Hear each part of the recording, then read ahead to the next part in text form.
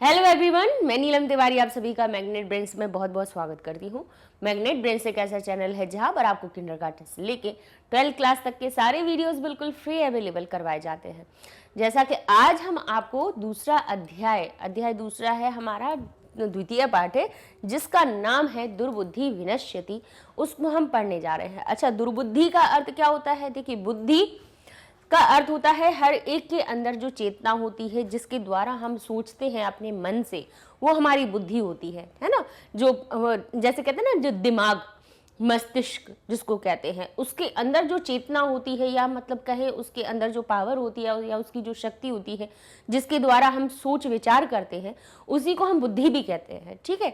अच्छा, अब इसमें शब्द लग गया है दुर। क्या लिखा गया? ये दुर, और दुर का अर्थ होता है खराब। कोई भी चीज का खराब होने का अगर अर्थ निकालना है तो उसके लिए हम क्या करते हैं? दुर शब्द लगा देते हैं। ठीक है। अब कहा दुर्बुद्धि, यानी बुद्धि तो है लेकिन वो कैसी है? सु लगाने से उसमें अच्छाई का शब्द आ जाता है, और दुर उपसर्ग लगाने से, यानी ये उपसर्ग क्या कहे जाते हैं कि किसी भी मूल शब्द में आगे कोई छोटे छोटे से शब्द जोड़ दे तो उससे उनका अर्थ बदल जाता है। जैसे बुद्धि है, बुद्धि सभी के पास है, लेकिन कहीं पे वो सु लग जाने से अच्छी बुद्धि हो जाती है, और दुर उपसर्ग लगा देने से वो दुर्बुद्धि यानी खराब बुद्धि हो जाती है, खराब यानी बुरी। ठीक है। दुर का अर्थ क्या हुआ? हमारा खराब, विपरीत या बुरा। इस अर्थ में हम उसका अर्थ लगाएंगे। ठीक है। तो यहां लिखा है दुर्बुद्धि, यानी जो खराब बुद्धि होती है या विपरीत तरह की जब बुद्धि हमारी हो जाती है तब विनश्यति, तब उससे विनाश हो जाता है। दुर्बुद्धि विनश्यति, दुर्बुद्धि ही विनाश करती है ना, किसी भी चीज का। अब आपने देखा होगा सुबुद्धि, कोई भी आप कथाएं पढ़ लीजिए तो वहां पर हर जगह यही उदाहरण मिलते हैं कि जब हमारी भाई कोई भी व्यक्ति हो, उसका गलत या कहें कि उसके साथ कोई भी चीज गलत होती है तब उसकी दुर्बुद्धि की वजह से ही होती है ना। जब बुद्धि कैसी हो जाती है? विपरीत परिस्थितियों में विपरीत हो जाती है हमारी, तो उसी वजह से हमारा क्या हो जाता है? वही हम कहीं ना कहीं विनाश का भी कारण बन जाती है, यानी उससे हानि ही होती है, कभी लाभ नहीं होगा, है ना। इसीलिए विचार अच्छे रखना चाहिए, इसको यहाँ पे पढ़ाया गया है।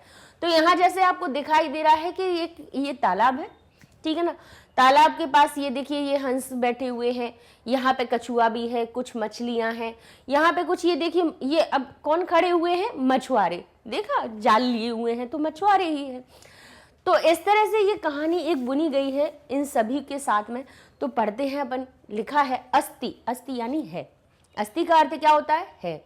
मगध देशे, मगध देश। अब क्या हम देश के साथ में क्या लगाएंगे? है बोलेंगे, का बोलेंगे, या क्या कहेंगे? मगध देशे। अब मगध देश में एक ही मात्रा लगी है, और एक ही मात्रा किसी शब्द में कब लगती है? सप्तमी विभक्ति में। और सप्तमी विभक्ति जहां लग जाती है उसका अर्थ निकलता है मैं या पर। तो कहेंगे मगध देश में, अस्ति यानी है, मगध देश में फुल्लोत्पल नाम, फुल्लोत्पल, सरह, सरह का अर्थ होता है सरोवर, सरोवर यानी तालाब। अस्ति है मगध देशे, मगध देश में, फुल्लोत्पल नाम सरह, फुल्लोत्पल नाम का तालाब। ठीक है। अब आगे क्या होता है?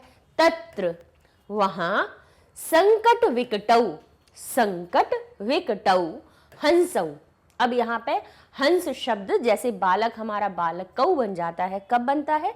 जब उसमें आप प्रथमा विभक्ति के अगर रूप देखें, बालक शब्द के आप प्रथमा विभक्ति में जाइए, उसके आप रूप देखेंगे तो प्रथमा विभक्ति में एक वचन में तो हम कहते हैं बालक, और उसी को जब हम कहते हैं दो बालक तो हम कह देते हैं बालकौ। तो यहाँ पर भी हमारी प्रथमा विभक्ति का द्विवचन का रूप लिखा है हंसौ, यानी दो हंस है। और हंसौ कौन कौन से हंस थे? संकट और विकट। तो उन दोनों में भी, क्योंकि ये दो हैं इसीलिए उनमें और तो छुपा दिया। संकट और विकट ये दो शब्द अलग अलग थे, इन दोनों को जब साथ में जोड़ दिया गया तो ये एक पद बन गए। यहाँ पर एक प्रकार से यहाँ पर द्वंद्व समास हुआ है हमारा, जहाँ पे चा का लोप हुआ है। चा क्या होता है? चा एक अव्यय होता है जिसका अर्थ होता है और। ठीक है। यहाँ पे क्या किया? संकट और विकट। तो यहाँ पे चा जो शब्द है एक हमारा द्वंद्व समास होता है, संकट, संकट च विकटः, संकटः च विकटः और च। तो इस प्रकार से यहाँ पे जिसका अर्थ हुआ संकट और विकट, तो च जो होता है, च होता है और को दर्शाने वाला अव्यय।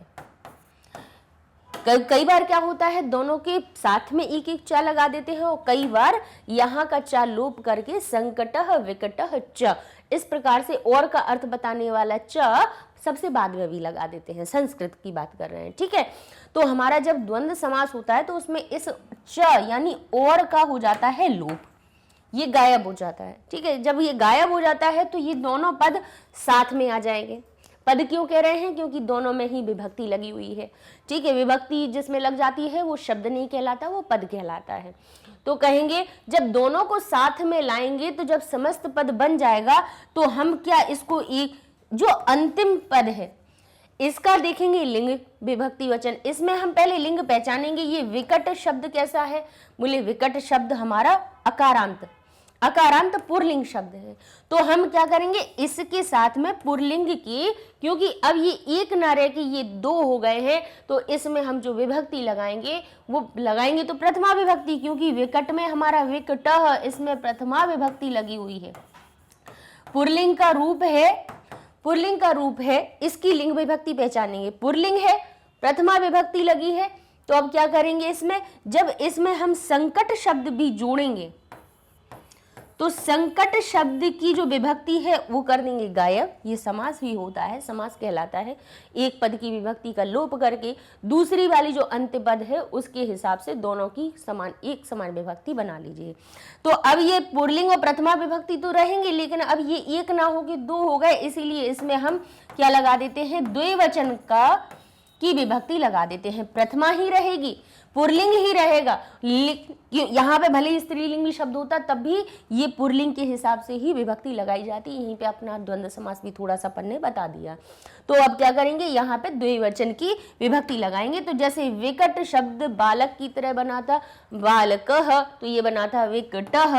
अब ऐसे ही हम जैसे बालक शब्द जब दो बालक हो जाते हैं तो कहते हैं बालकौ, तो यहाँ पर भी हमारा होगा विकटौ। तो ये संकट विकटौ शब्द कहाँ से आया, द्वंद्व समास से आया, ठीक है। पता होना चाहिए भाई, ऐसे हमें तो पता तो सब रहता है कि यहाँ से होगा कि इसका अर्थ संकट विकट थे, लेकिन ये औ की मात्रा है कहाँ से आई है ये भी अपन को पता होना चाहिए। तत्र यानी वहां, संकट विकटौ हंसौ निवसतः। संकट और विकट दो हंस, अब हम दो हंस क्यों बोल रहे हैं, क्योंकि हंसौ शब्द एक नहीं है दो हैं। दो हंस निवसतः निवास करते हैं, निवसतः।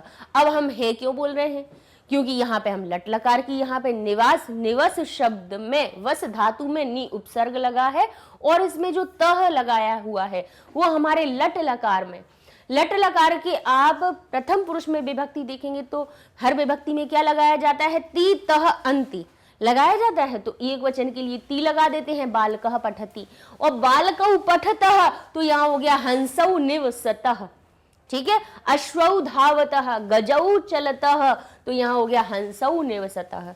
जैसा हमारा कर्ता होता है क्रिया भी उसी के अनुसार लग जाती है। हंस यहाँ द्विवचन थे तो निवसतः भी क्रिया हमारी द्विवचन की लगी। अच्छा, शुरुआत के पैराग्राफ में ये सारी चीजें हम क्यों बता रहे हैं, क्योंकि आगे जब अनुवाद करेंगे हमें किसी चीज को रटना नहीं, हमें समझना है ना। तो हमें पता होना चाहिए कि ये कौन सा है, द्विवचन का रूप है कर्ता, इसीलिए क्रिया उसकी जो निवास करने की क्रिया थी वो भी द्विवचन वाली आई, ठीक है। अब कहते हैं, अब इसका अर्थ बना है, मगध देश में फुल्लोत्पल नाम का तालाब है, वहां संकट और विकट दो हंस निवास करते हैं।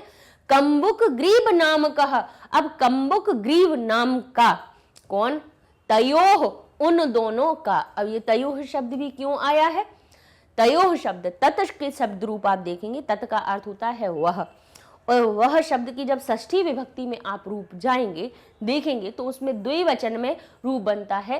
जैसे कहते तत्, तत् यानी उसका, ठीक है। तस्य, तत् यानी तत् तो वह होता है, सिंपल शब्द। तत् का अर्थ क्या होता है, वह।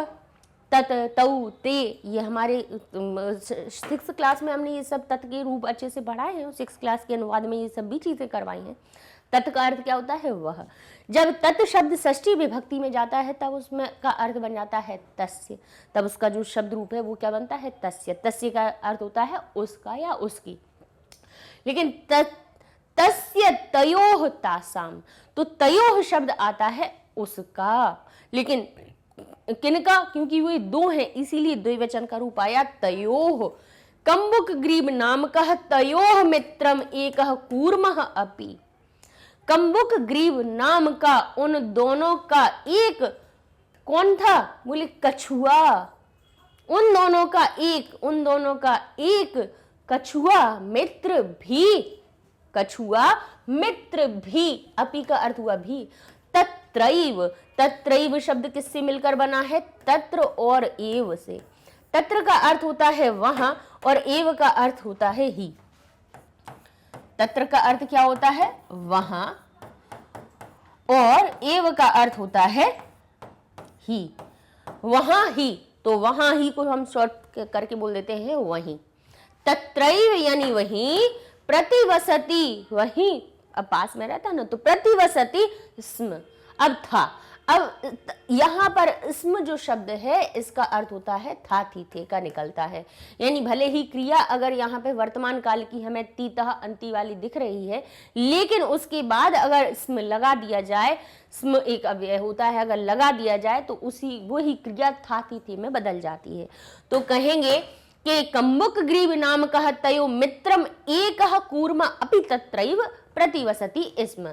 अस्ति मगध देशे फुल्लोत्पल नाम सरः तत्र तत्र संकट विकटौ हंसौ निवसतः। कम्बुक ग्रीव नामः, कम्बुक ग्रीव नाम कह तयोः उन दोनों का, तयोः मित्रम एकः कूर्मः अपि, अपि यानी भी, प्रतिवसति स्म। ठीक है, इतना समझ में आ गया? आगे बढ़ते हैं। ठीक है, अथ यानी अब इसके बाद क्या हुआ?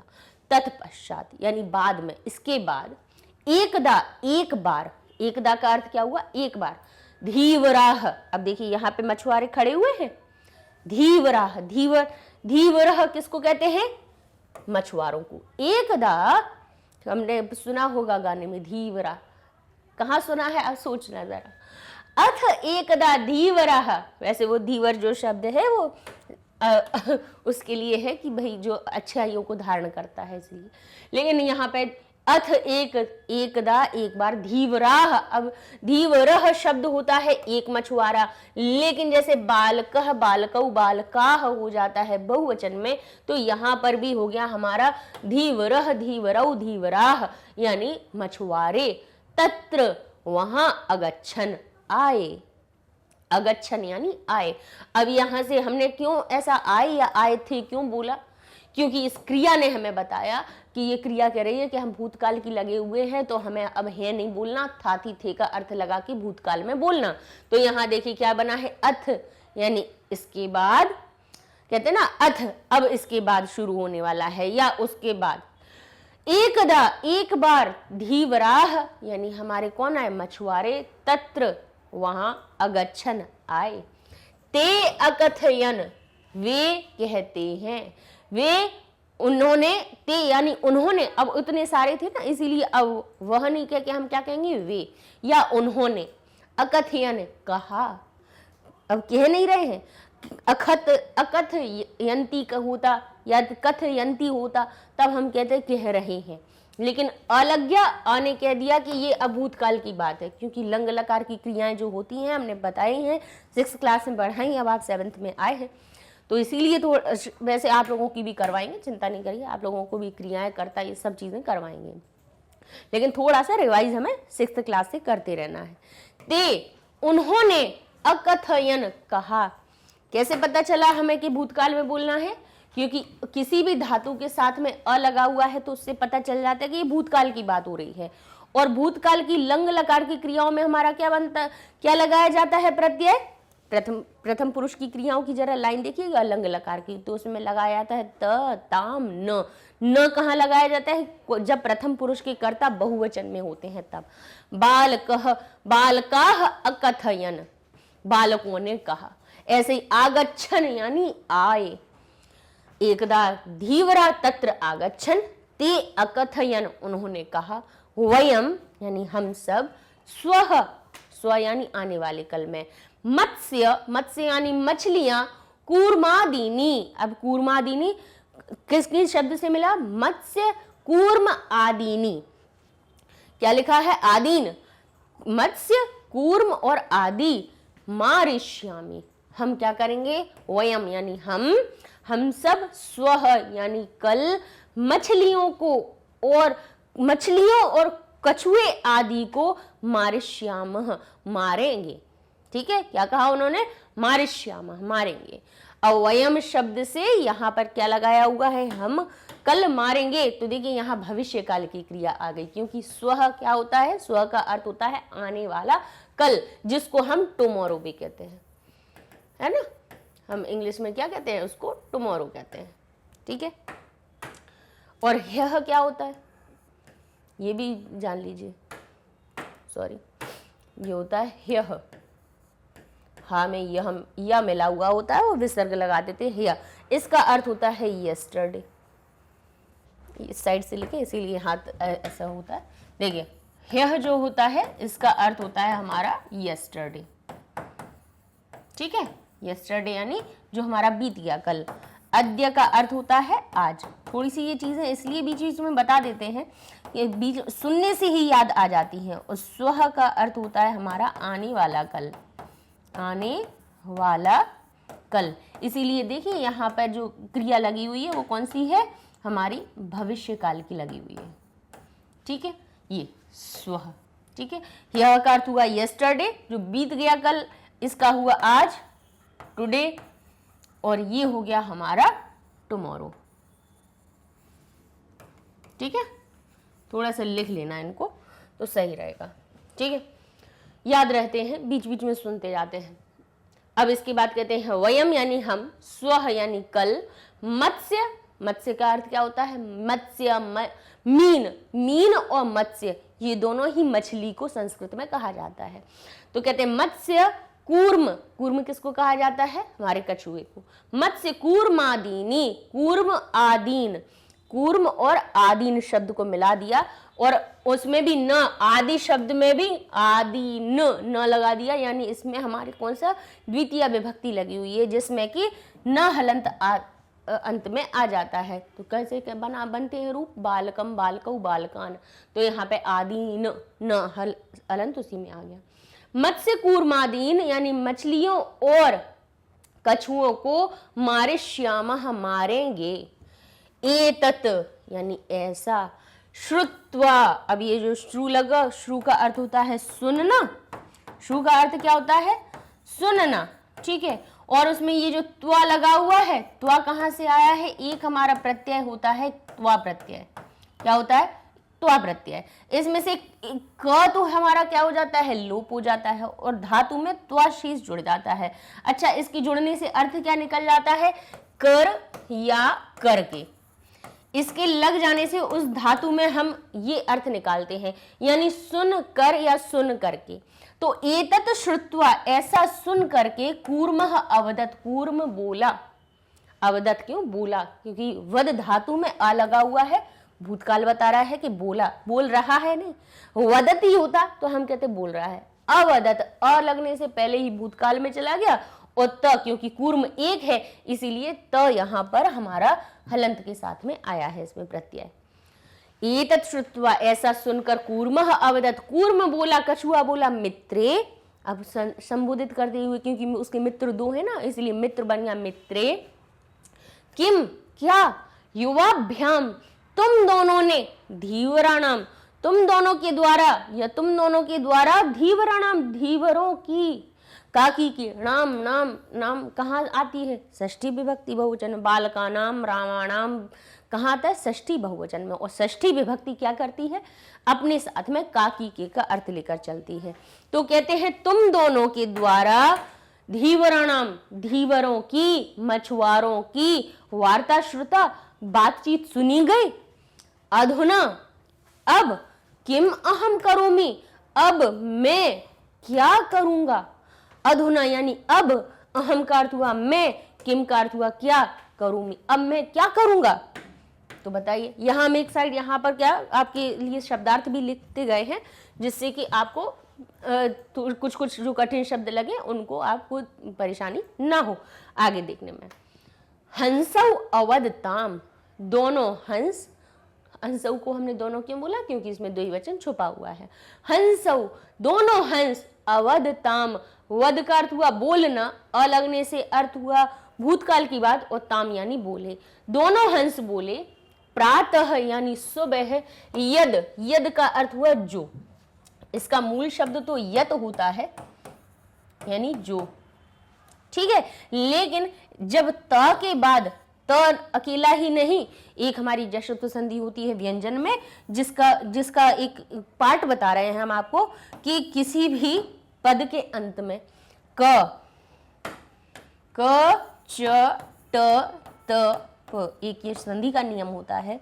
इन पहले वर्णों के बाद, ये हर 5 वर्ण हैं, व्यंजन वर्ण हैं, और उनके 5 वर्ग जो होते हैं क, च, ट, त, प, इनके वर्गों, ये जो पहले अक्षर के बाद कोई भी स्वर या व्यंजन आ जाए, कोई भी स्वर व्यंजन आ जाएगा, तो ये जो पहले वर्ण होते हैं ये अपने ही वर्ग के तीसरे में बदल जाते हैं। तो का तीसरा वर्ण कौन सा होता है, का वर्ग का, क, ख, ग, तो क ग में बदल जाता है, च हमारा ज में बदल जाता है। ये एक जश्न संधि होती है, उसका नियम होता है। व्यंजन संधि का एक पार्ट हुआ जशत, और उसका भी एक पार्ट हम ये बता रहे हैं आपको।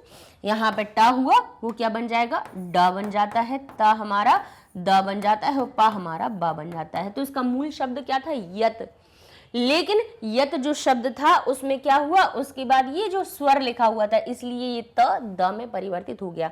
तो कहा गया यहाँ पे यद, यद उचितम, जो उचित होगा, तत् यानी वही, कर्तव्यम वही करेंगे, है ना, वही करेंगे जो उचित होगा।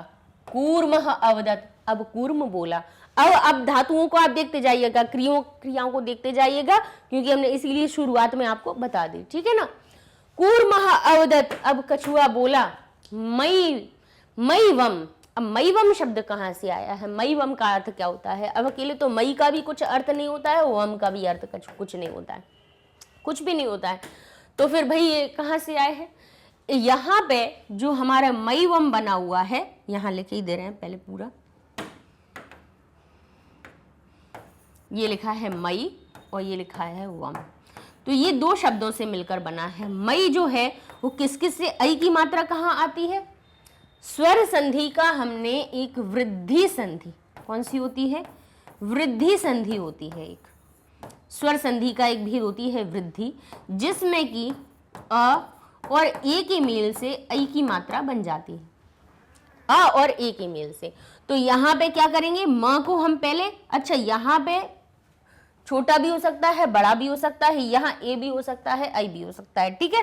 तो यहाँ पहले हम छोटा अ माँ को देंगे, तो ये माँ तो पूरा हो जाएगा, कोई परिवर्तन होगा नहीं, छोटे आ को जुड़ने से कोई परिवर्तन नहीं होता, लेकिन वो पूरा हो जाता है, ये जरूर होता है। अब ये वम बचा है, इसको हम क्या कह देते हैं, इसको ए दे देते हैं, तो ये बन गया हमारा एवं। तो चलिए ए से तो ये करेक्ट हो गया, म से लेकिन कुछ अर्थ नहीं निकल रहा, तो इसको बड़ा आ दे के देखते हैं, तो ये हो जाएगा माँ। माँ का अर्थ होता है मत, एवं यानी इस प्रकार, इस प्रकार नहीं, मत इस प्रकार नहीं, इस प्रकार। माँ का अर्थ क्या हुआ, नहीं, यानी मत करो, ऐसा मत करो। अब उसने कहा मयिवम, इस प्रकार नहीं, ऐसा नहीं, ये तद वैसा। अब का जो उचित होगा वो करेंगे। तो कह रहा है माँ एवं नहीं, माँ का अर्थ क्या हुआ, नहीं या मत, इस प्रकार मत करो, ऐसा मत करो, तद वैसा करो। अब कैसा, वैसा कैसा करो, कहे कि यथा अहम। अब यथा हम शब्द किससे मिलकर बना है, यथा और अहम से, यथा। और ये जो अवग्रह चिन्ह होता है ना, ये बच्चों को कंफ्यूज करता है कि इसका अर्थ क्या होता है। ये जो अवग्रह है ये छोटे अ के स्थान पर आता है, किस पर आता है, अ के स्थान पर आता है। तो ये हमारा क्या बन गया, अहम। अगर इसको आप अलग करके देखेंगे तो ये जो अवग्रह है वो हमारे अ में परिवर्तित होता हुआ आपको दिख जाएगा। यथा अहम, तद यानी वैसा। अब ये जो है ना, ये अव्यय शब्द है, इनको जरा लिखते जाइएगा।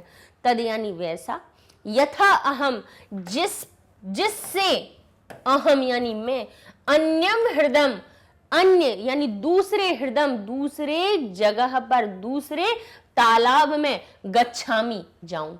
वैसा करो, तद कहता है वैसा करो, जिससे मैं अन्यम, अन्य यानी किसी दूसरे हृदय, दूसरे तालाब को, गच्छामी चला जाऊं, तथा कुर्तम वैसा ही करो। ऐसा नहीं करो कि खुद चले जाओ। तो उसने कहा तद वैसा करो, जिससे मैं अन्य हृदय गच्छामी, जिससे मैं अन्य तालाब में चला जाऊं, तथा कुर्तम वैसा ही करना। तो अब हंसौ, दोनों हंसौ अवदताम, दोनों हंस बोलते हैं, आवाम किम करवाव, हम क्या करें।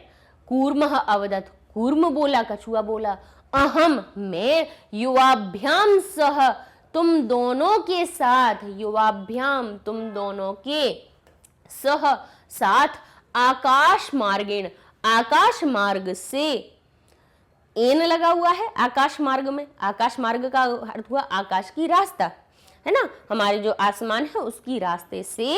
अब उसकी रास्ते से तो भाई पक्षी जाते हैं, अब हवाई जहाज जाने लगे, हमारे एरोप्लेन जाते हैं, प्लेन जाते हैं, हेलीकॉप्टर जाते हैं, बहुत सारे होते हैं जो भाई एयरवेज होते हैं जो एयर में जाते हैं, लेकिन आकाश मार्ग से जाने वाले पक्षी ही होते हैं, है ना, उन्हीं को देख के तो ये सारी चीजें बनाई गई हैं। कह रहे हैं अहम मैं तुम दोनों के साथ, आकाश मार्गेण आकाश मार्ग से, अन्यत्र दूसरी कहीं जाने, गंतुम इच्छामि, अन्यत्र गंतुम इच्छामि, दूसरे कहीं और जाना चाहता हूँ। ठीक है, इच्छामि कहते जाना चाहता हूँ मैं, तुम उस, उन्होंने कहा कि ठीक है हम ले जाएंगे, लेकिन हम क्या कर सकते हैं। आवाम किम करवाव, हम क्या कर सकते हैं। तो कूर्म अवदत, कूर्म बोलता है, कहता है अहम मैं, युवाभ्याम सह तुम दोनों के साथ, आकाश मार्गेण आकाश के मार्ग से, अन्यत्र गंतुम इच्छामि दूसरी जगह जाना चाहता हूँ।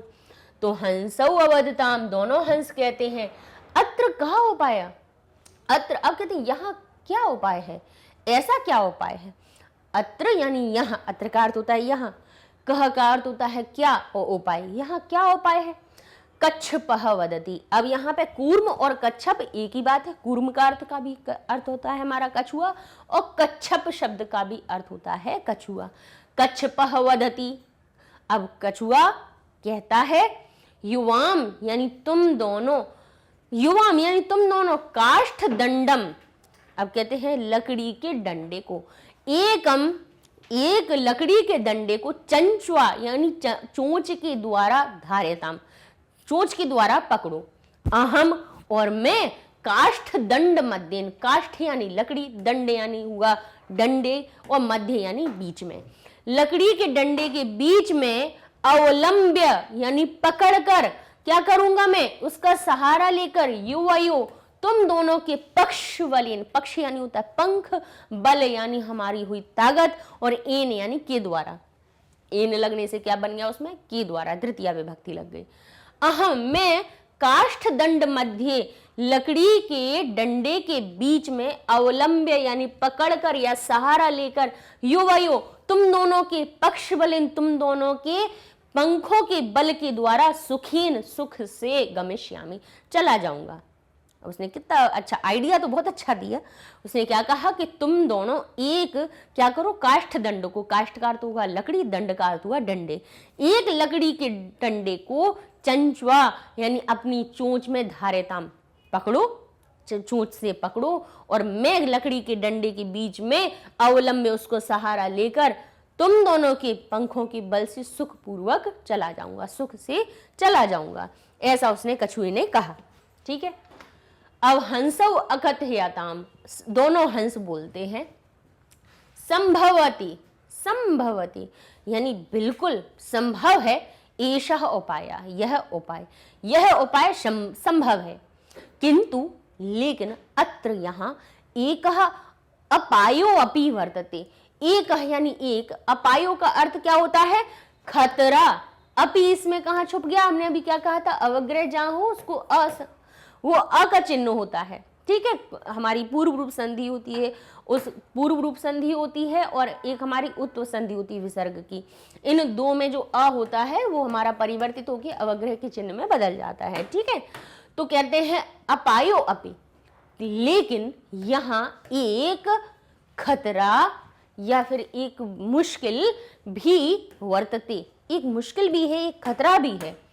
आवाभ्याम, हम दोनों के द्वारा, नियमानम, ले जाते हुए, त्वाम अवलोक्य, तुम्हें देखकर, जनाह यानी जो लोग, किंचित कुछ भी, वदिष्यन्ति एव, कुछ कहते ही हैं, यदि त्वम उत्तरम दास्यसि, अगर कुछ कहते हैं और अगर तुम उत्तरम दास्यसि, और तुम उत्तर को देते हो, तदा, तब तुम्हारा मरणम निश्चितम, तब तुम्हारा मरण निश्चित है। तो यहाँ पर जो यहाँ दो ये जो शब्द आए हैं इनको थोड़ा सा कठिन है, इसलिए बता देते हैं कि नी धातु होती है जिसका अर्थ होता है ले जाना, और नियमानम यानी ले जाते हुए, आवाभ्याम, तुम दोनों, हम दोनों के द्वारा, नियमानम, तुमको ले जाते हुए, किसको, त्वाम, तुमको।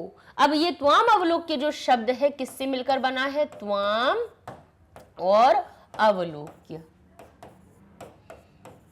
ठीक है, त्वाम अवलोक्य यानी तुमको देखकर, है ना, हम दोनों के द्वारा तुमको ले जाता हुआ, अवलोक्य यानी देखकर, जनाह यानी लोग, किंचित यानी कुछ भी, वदिष्यन्ति कुछ भी कहते हैं, कुछ भी कहते हैं या कुछ भी कहेंगे, कुछ भी कहेंगे ही। कुछ अब जब देखेंगे कि हंस कछुए को लेकर जा रहे हैं डंडे पे लटकाते हुए, तो कहेंगे जनाह यानी लोग, किंचित कुछ तो या कुछ भी, वदिष्यन्ति कुछ भी कहें, कहते रहे, कुछ भी कहेंगे ही। तो यदि और अगर तुमने, त्वम यानी त्वम उत्तरम किससे मिलकर बना हुआ है हमारा, त्वम उत्तरम शब्द, त्वम उत्तरम लिखा हुआ है ना, तो ये त्वम यानी तुम और उत्तरम यानी उत्तर को, यदि तुम उत्तर को दास्यसि दोगे, यदि तुम उत्तर को दोगे, तदा, तदा यानी तब यानी तुम्हारा। अब यहाँ पे हमने इसका तदा का अर्थ होता है तब, और तब बोला तो आपको लग रहा होगा कि मैडम इसको बोल रहे हैं, नहीं, तदा का अर्थ होता है तब यानी तुम्हारा। यहाँ पे जो तब है उसका अर्थ होता है तुम्हारा। मम यानी मेरा, तब यानी तुम्हारा, तब तुम्हारा मरणम, तब तुम्हारा मरना निश्चित है। अतः इसलिए त्वम अत्रैव वस, इसलिए तुम यहीं रहो। अत्रैव, अत्र एव शब्द से मिलकर बना है हमारा अत्रैव, अत्र और एव, आ और आ के मेल से यहाँ पे ऐ की मात्रा बनी, दीर्घ संधि का यहाँ पर नियम हो गया, अत्रैव बन गया इसका रूप। अत्र का अर्थ यहाँ और एव का अर्थ हुआ ही, यहीं पर, वस यानी यहीं पर रहो। अतः त्वम, इसलिए तुम अत्रैव वस, यहीं पर रहो। तत्श्रुत्वा, वह सुनकर क्रुद्ध कूर्मा, क्रोधित हुआ कछुआ, अवदत बोलता है, किमहम मूर्खः। अब किमहम शब्द किससे मिलकर बना है हमारा, किम और अहम से। ठीक है, ये म हलंत है, किम और अहम से। जब ये आधे माँ में ये आ जुड़ गया तो माँ पूरा हो गया, और किम अहम हमारा किम अहम बन गया। किम अहम, क्या मैं मूर्ख हूं, उत्तरम ना दास्यामि, उत्तर नहीं दूंगा, क्या मैं मूर्ख हूं, उत्तर नहीं दूंगा। किंचिदपि, कुछ भी नहीं, वदिष्यामि, किंचिदपि न वदिष्यामि, कुछ भी नहीं बोलूंगा। अब ये किंचिदपि किससे मिलकर बना है, किंचित और अपि से। ठीक है, किंचित और अपि शब्द से मिलकर बना है, जिसमें कि ये ता जो है वो क्या बदल गया, दा में बदल गया, क्योंकि आगे आने वाले स्वर या व्यंजन की वजह से। ठीक है, तो ये बन गया किंचिद, और दा में जैसे ही आ जुड़ा तो ये दा पूरा हो गया। ठीक है, ये जो आ है बदले हुए दा में जब मिला तब ये दा पूरा हो गया, तो ये बन गया हमारा ता, और आ के स्थान पे दा आ गया, किंचिदपि। ठीक है, यानी कुछ भी, अपि का अर्थ क्या होता है, भी। अहम, मैं कहता हूं, किंचिदपि कुछ भी, न यानी नहीं, वदिष्यामि बोलूंगा, मैं कुछ भी नहीं बोलूंगा। अतः इसलिए, अहम इसलिए मैं, यथा जैसा वदामि, जैसा मैं कह रहा हूं, अहम यथा वदामि, मैं जैसा कह रहा हूं, तथा वैसा युवाम कुरुतम, वैसा ही तुम दोनों करो। मैं जैसा कह रहा हूं वैसा ही तुम दोनों करो। ठीक है, अब आगे क्या होता है, एवं इस प्रकार से। अच्छा, तथा जो शब्द है, हम हिंदी में तो तथा को क्या कहते हैं, तथा का अर्थ होता है और, है ना, तथा शब्द किसके लिए होते हैं, और के लिए लगाते हैं, लेकिन संस्कृत में इसका अर्थ होता है वैसा। यथा यानी जैसा, तथा यानी वैसा। ठीक है, आगे एवं, और एवं भी हमारा क्या होता है, और को दर्शाता है, लेकिन हमारे संस्कृत में इसको कहते हैं ऐसा या इस प्रकार। एवं यानी इस प्रकार, काष्ठ दंडे, लकड़ी के डंडे के, लंबमानम लटकते हुए, लंबमानम क्या हुआ, लटकते हुए, कूर्म पौरा अपश्यन, पौराह होता है हमारा ग्वाले। अब पौरह शब्द होता है ग्वाला, और पौराह बहुवचन का रूप लग गया, यानी ग्वाले, बहुत सारे ग्वाले हो गए। अब कहते हुए इस प्रकार लकड़ी के डंडे पर या लकड़ी के डंडे में लंबमानम लटके हुए, कूर्म यानी कछुए को, पौराह ग्वाले अपश्यन देखते हैं। इस प्रकार लकड़ी डंडे के काष्ठ दंडे लंबमानम कूर्मः पौराह अपश्यन, पश्चात, उसके बाद, पश्चात यानी क्या करते हैं, पीछे पीछे, पश्चात का अर्थ क्या हुआ, पीछे पीछे, अधावन, और पीछे पीछे दौड़ते हुए बोले, अवदंच, अधावन यानी दौड़े और बोले, पश्चात यानी पीछे पीछे, पश्चात का अर्थ क्या हुआ, बाद में या पीछे। यहाँ पर वैसे पश्चात कहते हैं हम बाद के लिए हिंदी में, लेकिन अपने संस्कृत में पश्चात का अर्थ होता है पीछे। अधावन, धाव का अर्थ होता है दौड़ना, अ लगने से अर्थ हुआ भूतकाल की बात हो गई, यानी दौड़े, और अवदन और बोले, हो, अरे अरे, महादाश्चर्यम, महादाश्चर्यम जो लिखा हुआ है किससे मिलकर बना है, महात और आश्चर्यम शब्द से। महादाश्चर्यम यानी महान आश्चर्य है, महान आश्चर्य है। अब क्या आश्चर्य, क्योंकि भाई लटकते हुए देख, हंसाभ्याम सह यानी हंसों के साथ, कूर्मो अपि उड्डीयते, हंसों के साथ कछुआ भी उड़ रहा है। उड्डयन शब्द किससे मिलकर बना, उड़ने के लिए। उड्डीयते, कूर्मो अपि यानी कूर्म भी, अपि यहाँ से अ निकालेंगे, ठीक है, और हमारा यहाँ पे उत्व संधि बनी हुई है एक, जिसकी वजह से ये ऊ की मात्रा आई, कूर्मः और अपि, इसका मूल रूप क्या बनेगा, कूर्मः अपि। हंसाभ्याम सह, हंसों के साथ, कछुआ भी उड़ रहा है। कि कश्चिद, कोई कहता है, यद्यहम, यदि अहम, कहते हैं यद्यम, यद्यम शब्द किससे मिलकर बना, यद्य ययम कूर्मः, कोई बोला यदि यह कूर्म किसी तरह, कथमपि यानी किसी भी प्रकार से, निपतति किसी भी प्रकार से गिरता है, तदा तब मैं, अत्रैव यहीं पर, पक्त्वा पकाकर, खादिष्यामि यहीं पर पकाकर खा जाऊंगा। कि कश्चित वदति, तो उनमें से कोई क्या बोलता है, हंसाभ्याम सह, हंसों के साथ, कूर्मो अपि उड्डीते, अरे कछुआ भी उड़ रहा है, कछुआ भी उड़ रहा है। तो कोई उसमें से कहता है कि यद्यम, अगर यह कूर्मः, यदि यह कछुआ, कथमपि किसी भी प्रकार से, कथम अपि का अर्थ हुआ किसी, एक कथमपि शब्द किससे मिलकर बना हुआ है, कथम और अपि शब्द से। कथम का अर्थ हुआ किसी भी प्रकार, कथम यानी किसी भी प्रकार, और अपि यानी भी, किसी भी प्रकार से निपतति गिरता है, पत धातु थी, पत का अर्थ होता है गिरना, निपतति गिरता है, तदा तो फिर, तो क्या करूंगा, तदा वैसे ही, अत्र यहीं पर ही, पक्त्वा पकाकर, खादिष्यामि खा जाऊंगा। अपरह का अर्थ हुआ दूसरा, अवदत बोला, दूसरा बोला, सरस तीरे, दूसरा कहता है कि सरस तीरे, तीर का अर्थ होता है चलाने वाला तीर नहीं, तीर का अर्थ होता है यहाँ पर किनारे। सरह तीरे, यहाँ पे एक सत्व संधि हमारी बनी हुई है, जिसमें विसर्ग हमारा आगे आने वाले ता के योग में सा में परिवर्तित हो जाता है। यहाँ विसर्ग संधि का सत्व संधि का नियम लगा है। तो इसका अगर मूल रूप देखें तो क्या बनना है, सरह तीरे, यानी दूसरा कहता है अपरह यानी दूसरा अन्य अवदत बोलता है कि तालाब के किनारे दग्ध्वा, तालाब के किनारे जलाकर खादिष्यामी, तालाब के किनारे पर जाकर उसको जलाकर या पकाकर खा जाऊंगा।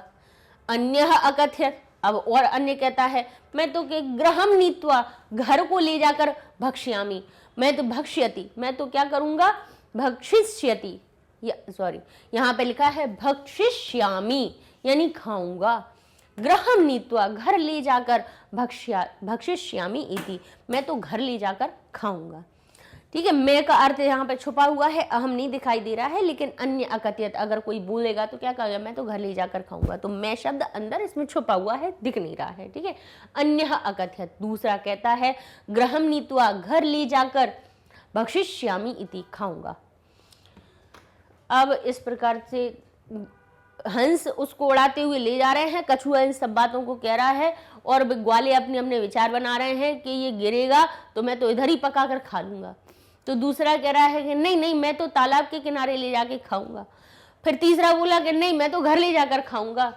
तेषाम तद वचनम, तेषाम यानी उन सभी के, तत् यानी वैसे, वचनों को श्रुत्वा सुनकर, कूर्मः क्रुद्ध जाता, कछुआ क्रोधित हो गया, कछुआ क्रोधित हो गया। तेषाम मतलब उन सभी के, तत् यानी वैसे वचनों को सुनकर, कूर्मः क्रुद्ध जाता, कूर्म जो था कछुआ था वो क्रुद्ध हो गया, क्रोधित हो गया। और मित्राभ्याम और मित्रों के द्वारा, दत्त वचनम दिए हुए वचनों को विस्मृत्य भूलकर, मित्रों को दिए हुए वचनों को भूलकर, सह अवदत और वो बोला। अब सोच लीजिए, बोला तो गया क्योंकि मुंह से ही तो वो लटक रखा था, उसी को मुंह से तो उसने डंडे के बीच में लकड़ी को पकड़ रखा था। तो कहता है मित्राभ्याम दत्त वचनम, मित्रों के दिए हुए वचनों को विस्मृत्य सह अवदत भूलकर वह बोला, यूयम भस्म खादत, तुम सभी राख खाओ। भस्म क्या होता है, भस्म का अर्थ होता है राख। यूयम तुम लोग, भस्म खादत तुम लोग भस्म खाओ, तुम लोग राख खाओ। तत्क्षणेम एव, तत्क्षणम एव उसी क्षण ही, कूर्मः यानी जो कूर्म था, दंडात लकड़ी से भूमौ पतितः भूमि पर गिर जाता है। पौरैः और मछुआ और वो ग्वालों के द्वारा, सह मारितः और ग्वालों के द्वारा मारा जाता है। अत एव उक्तम इसीलिए कहा गया है, अतएव उक्तम। अच्छा यहाँ पे संधि कहाँ कहाँ है बताते हैं। तत् क्षणम एव ये मिलकर बना है तत् यानी उसी, क्षणम यानी क्षण और एव यानी ही, उस क्षण ही का अर्थ यहां से आया है एव, जो यहाँ पे मिला है। माँ के साथ में ए मिल गया तो माँ हो गया पूरा, और यहाँ पर हमारी क्या माँ में ए की मात्रा लग गई, तो ये मेव जो शब्द दिख रहा है तो माँ और ए के स्थान पे मे लिख दिया। तत्क्षणम एव उसी क्षण ही, कूर्मः कूर्म, दंडात, अब यहाँ पे दंड में पंचमी विभक्ति क्यों लगी है, क्योंकि कछुआ डंडे से अलग हो रहा है, जहां अलग होने का भाव आता है वहां पर पंचमी विभक्ति लगाई जाती है। कछुआ डंडे से भूमौ पृथ्वी पर पतितः गिर जाता है, और पौरैः सह मारितः और वह किनके द्वारा, ग्वालों के द्वारा। अब यहाँ पे देखिए बालकैः जैसे बनता है, बालकेन, बालकाभ्याम बालकैः, तृतीया विभक्ति का रूप बता रहे हैं। ऐसे ही पौर शब्द में भी हमारी क्या बनी है, ग्वाले शब्द में भी तृतीया विभक्ति बहुवचन, यानी किनके द्वारा मारा गया, ग्वालों के द्वारा। अत एव उक्तम, अब ये किससे मिलकर बना है, एव और उक्तम शब्द से, उक्तम यानी कहा गया है। अतएव इसीलिए ही, अत यानी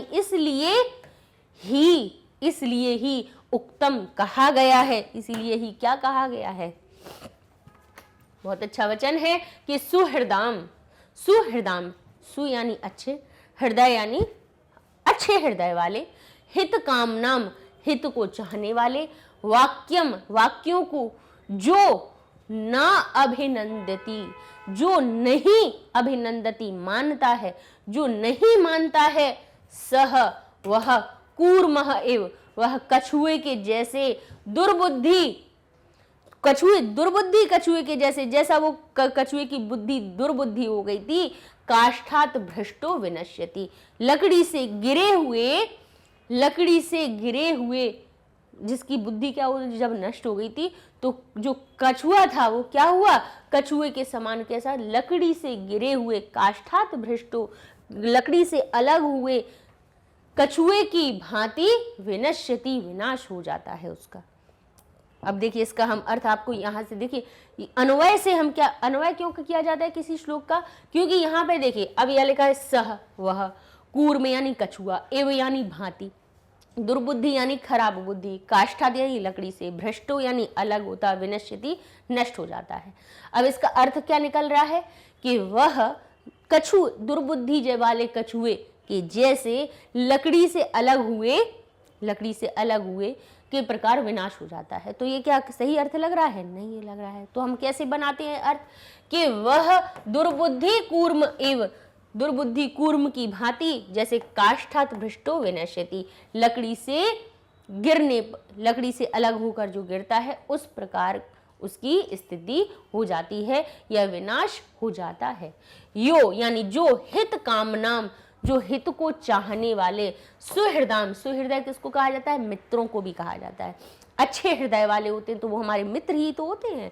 जो हित की कामना वाले, हमारे हित यानी हमारी भलाई को चाहने वालों के, सुहृदय की वाक्यों को न अभिनंदती, न और न को जब दो भागों में तोड़ेंगे तो न और अ शब्द से मिलकर ये बन जाएगा, न अभिनंदती, नहीं मानते हैं, अभिनंदती यानी स्वीकार नहीं करते हैं या नहीं मानते हैं। जो लोग अपने मित्रों, जो हमारे हित चाहने वाले मित्र होते हैं वो हमें अच्छी बात बताते हैं, लेकिन यो का अर्थ हुआ जो अपने हित को चाहने वाले मित्रों की वाक्यों को नहीं मानते हैं, वो उनका विनाश कैसे होता है? सविनश्यति, उनका विनाश होता है। कैसे विनाश होता है? कि जैसे दुर्बुद्धि कूर्म एव काष्ठात भ्रष्टो, जैसे कि किसकी भांति? जैसे कि लकड़ी से गिरे हुए दुर्बुद्धि कछुए के प्रकार, कछुए के जैसे। ठीक है, तो ये हो गया इसका हमारा अनुवाद आपको। ठीक है, अनुवाद के साथ में आपके शब्दार्थ भी हो गए, शब्दार्थ हो गए, और इस तरह से इसके पाठ का हमारा पूरा अनुवाद भी हो गया। ठीक है, पूरा पाठ समाप्त हो जाता है। अब अपने अगले वीडियो में हम इसके अभ्यास कार्यों को करेंगे। ठीक है, अच्छा, बस सीख क्या मिली है? हर कहानी की तरह इसमें भी सीख मिली है कि अगर हमारे मित्र हमें कोई अच्छी सलाह देते हैं तो उसका हमें पालन करना चाहिए। कछुए की भांति दुर्बुद्धि नहीं दिखानी चाहिए, क्रोध में नहीं आना चाहिए, और इस प्रकार के काम नहीं करना चाहिए जो हमारे विनाश का कारण बने या जिससे हमारा कोई हानि हो। ठीक है, अब अगले वीडियो में अभ्यास कार्य शुरू करेंगे। उसके पहले वेबसाइट के बारे में भी बता देते हैं कि आपको ये हमारे चैनल के वीडियोस हमारी मैग्नेट ब्रेन्स वेबसाइट पर भी मिल जाएंगे। करना क्या है, गूगल पे जाइए, लिखिए magnetbrains.com, वेबसाइट ओपन हो जाएगी। यहाँ देखेंगे आपको क्लासेस दिखने लगेंगी। थोड़ा सा बस जैसे ही नीचे की तरफ जाएंगे ना तो आपको क्लासेस दिखेंगी। उसमें मान लीजिए आपने क्लास 7 सिलेक्ट की, आपके सामने क्लास 7 आ जाएंगे। अभी क्लास 8 के दिख रहे हैं क्योंकि भाई हमने क्लास 8 सिलेक्ट कर लिया, इसलिए क्लास 8 दिखने लगे। कहने का मतलब ये है कि जिस क्लास को आप सिलेक्ट करेंगे उसी के सब्जेक्ट आ जाएंगे, और उसमें जैसे अभी हमने 8th क्लास का सिलेक्ट किया तो 8th का संस्कृत हमें दिखने लगा। ऐसे ही हम 7th की संस्कृत क्लिक करेंगे, हमें 7th का संस्कृत दिख जाएगा। बस यहाँ में चैप्टर वाइज वीडियोस मिल जाएंगे। हर चैप्टर में जैसे कितने लेक्चर करवाए हैं, किसी का एक पार्ट बना, किसी पार्ट के केवल 2 ही वीडियो हैं, किसी का एक ही है, किसी के 3 हैं, किसी के 4 हैं, अलग अलग पार्ट में बनाए क्योंकि बहुत लंबे हो जाते हैं इसलिए। तो भाई जैसे आप चैप्टर 1 पे गए, आपने इसको क्लिक किया, इसमें 3 लेक्चर दिख रहे हैं, तो बस इसकी 3 लेक्चर की लिस्ट आ जाएगी कि पहले चैप्टर में लिखा भी होगा अनुवाद पार्ट 1, अनुवाद पार्ट 2, अभ्यास पार्ट 1। इससे होता क्या है, सब चीज़ें हमें पता चल जाती है कि भाई इस पार्ट में क्या क्या हुआ है, कितने टॉपिक करवाए हैं। और हमने पहले को क्लिक किया, पहले वाले वीडियो को की लिंक को, तो उसमें अनुवाद पार्ट 1 शुरू हो गया। नेक्स्ट पे चले जाइए तो पार्ट 2 पे चले जाएंगे। इस तरह से आसानी से सर्च कर सकते हो। सबसे अच्छी बात है कि ये पता रहता है हमें कि एटलीस्ट कौन कौन सी चीज़ें हमारी हुई हैं। ठीक है, तो पढ़ते रहिए मैग्नेट ब्रेन्स के साथ में। अगले वीडियो में मिलिए जिसमें कि हम अभ्यास कार्य करवाएंगे आपको, और हमारे चैनल को भी लाइक कीजिए, शेयर कीजिए, सब्सक्राइब कीजिए। मिलते हैं नेक्स्ट वीडियो में, तब तक के लिए धन्यवाद।